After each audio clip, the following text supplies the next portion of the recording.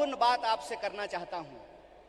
पहली बात तो ये कि मैं नहीं समझता हूं कि ये मंच सिर्फ और सिर्फ आरएसएस और बीजेपी को कोसने के लिए है। ये मंच सिर्फ और सिर्फ मोदी जी क्या कर रहे हैं इसके बारे में बताने की है, क्योंकि वो तो आप सब लोग जानते हैं।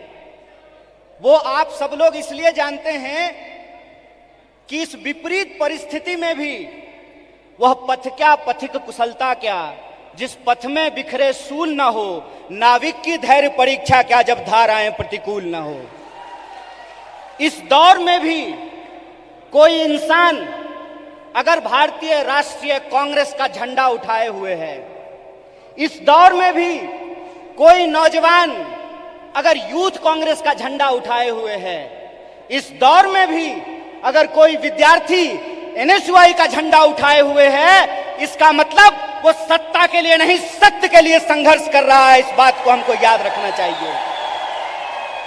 इसलिए बीजेपी क्या है, मोदी जी क्या हैं, आरएसएस क्या है, मैं इन चीजों पे अपना वक्त जाया नहीं करना चाहता हूं, क्योंकि हमारे वरिष्ठ नेताओं ने, हमारे वरिष्ठ साथियों ने, हमारे वरिष्ठ कार्यकर्ताओं ने इस बात को बखूबी समझा दिया है। वो क्या कर रहे हैं ये हम जानते हैं।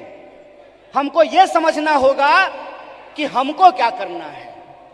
आज जब हम इस कार्यक्रम में शामिल हो रहे हैं, जिस कार्यक्रम का नाम है बेहतर भारत की बुनियाद, तो हमारा फोकस इस बात पे होना चाहिए कि यूथ कांग्रेस का कार्यकर्ता होने के नाते, भारतीय राष्ट्रीय कांग्रेस का कार्यकर्ता होने के नाते, एनएसयूआई का कार्यकर्ता होने के नाते, सेवा दल का कार्यकर्ता होने के नाते, महिला कांग्रेस का कार्यकर्ता होने के नाते, इंटक का कांग्रेस कार्यकर्ता होने के नाते, किसान सभा का कार्यकर्ता होने के नाते हम इस देश की बुनियाद के लिए क्या करना चाहते हैं।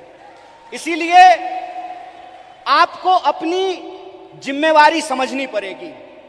कितना गंभीर दायित्व आपके कंधे पे है, इस बात को आपको समझना पड़ेगा। आज देश की बागडोर पंडित जवाहरलाल नेहरू के हाथ में नहीं है कि जिन्होंने किताब लिखी थी डिस्कवरी ऑफ इंडिया। आज देश की बागडोर डॉक्टर बाबा साहब भीमराव अंबेडकर के हाथ में नहीं है, जो विदेश पढ़ करके आए थे और इस देश की ड्राफ्टिंग कमेटी में कॉन्स्टिट्यूशन को लिखने का काम किया, बनाने का काम किया। आज देश की बागडोर 23 साल की उम्र में हंसते हंसते फांसी के फंदे पे झूल जाने वाले शहीद आजम भगत सिंह के हाथ में नहीं है। आज देश की बागडोर एक ऐसे इंसान के हाथ में है जो अपनी पत्नी की जिम्मेवारी ना उठाया हो, वो देश की जिम्मेवारी उठाएगा। बताइए, आज देश की बागडोर एक ऐसे हाथ में है जो कहता है कि पीएफआई के नाम में भी इंडिया है। मतलब कुत्ता को भी 4 पैर होता है, गधा को भी 4 पैर होता है, इसलिए सारे गधे कुत्ते हैं। अगर ये रीजनिंग मैं लगाऊं, जो रीजनिंग इस देश के प्रधानमंत्री ने लगाया है, तो मैं ये कह सकता हूं ना कि प्रधानमंत्री जी को भी 2 आंख है और गधा को भी 2 आंख होता है। बोलिए, मैं ये बात क्यों कह रहा हूं? मेरा कोई मकसद नहीं है कि मैं भाजपा, मोदी और आरएसएस की चर्चा करूं। मैं सिर्फ आपको बता रहा हूं कि कितनी गंभीर परिस्थिति में आज हम खड़े हैं। इतनी गंभीर परिस्थिति में खड़े हैं कि संस्थाओं को तो छोड़ दीजिए, व्यक्तियों को भी बोलने का अधिकार नहीं है। इसीलिए जब आज आप यूथ कांग्रेस का झंडा अपने हाथ में उठाए हुए हैं, जब आप कहते हैं यूथ कांग्रेस जिंदाबाद, इसका क्या मतलब है?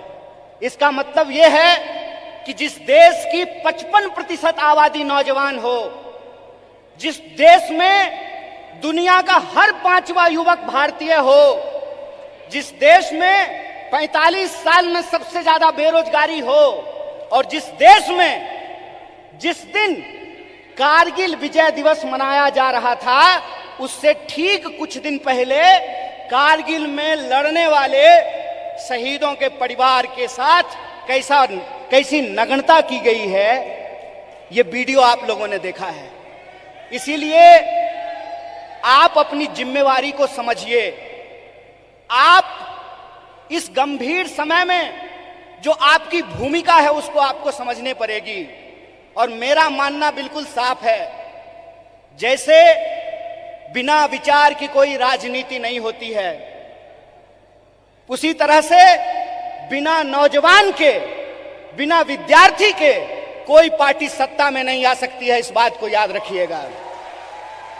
अगर आप चाहते हैं कि इस देश में सत्य का शासन हो और सत्ता पे बैठे हुए लोगों का जो अहंकार है उस अहंकार को चकनाचूर किया जाए, जिस लोकतंत्र की बुनियाद पर, जिस जमहूरियत के दम पर आज उनको कुर्सी पे बिठाई गई है, अगर आप उनको नीचे उतारना चाहते हैं तो इस बात को आपको समझना पड़ेगा कि इस देश के नौजवानों और विद्यार्थियों को सबसे बड़ी भूमिका निभानी पड़ेगी।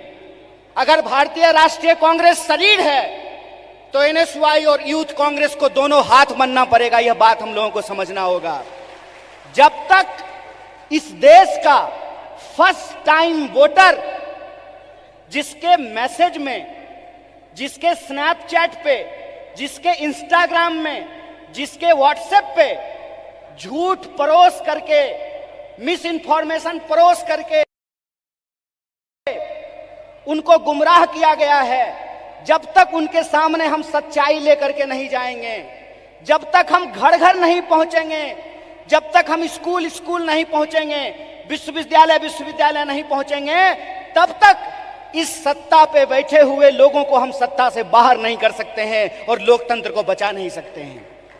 जो सवाल है यहां पर कि भारत का बुनियाद क्या है, भारत का बुनियाद है इंडिया। यह बात हम लोगों को समझना पड़ेगा।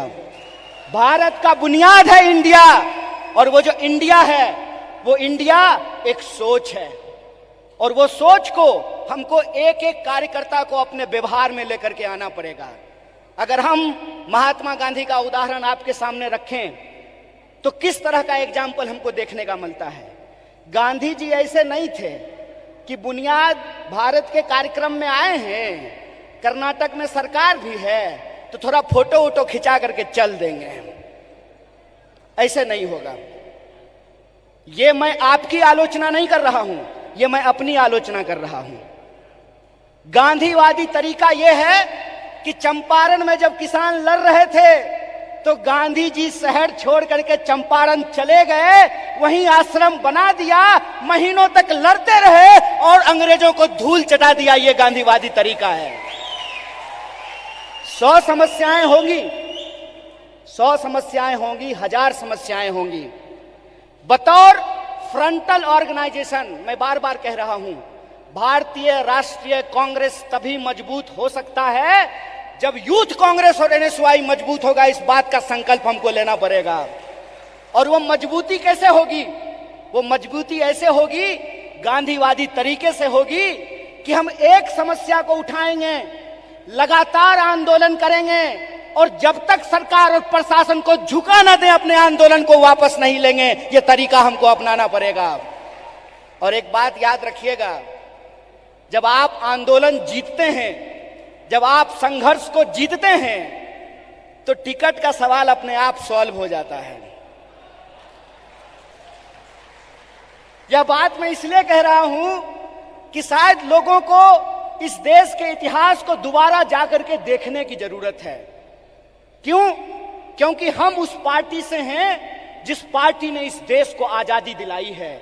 अभी कलाकार ने आजादी की बात की, हाथों की आजादी की बात की, देश की आजादी की बात की, तो एक एक भारतीय राष्ट्रीय कांग्रेस के कार्यकर्ता को गर्व से यह बात कहनी चाहिए कि हम वो लोग हैं जो इस देश को आजादी दिलाए हैं और आजाद देश में आजादी को बचाएंगे भी। इस बात को हमको याद रखना है।